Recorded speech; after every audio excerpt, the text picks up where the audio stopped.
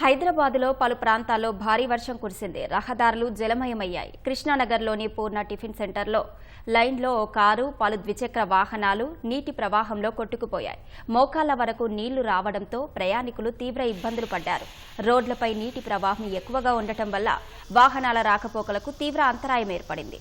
Secunderabad, Jubilee Hills, Banjara Hills, Borabanda, ESI, Sanath Nagar, Panjagutta, కోటి, సుల్తాన్ బజార్, బేగం బజార్, అబీడ్స్, నాంపల్లి, బషీర్బాగ్, లక్డీ కపూల్, ఖైరతాబాద్, హిమాయత్ నగర్, నారాయణగూడల్లో ఉరుములతో కూడిన వాన పడింది.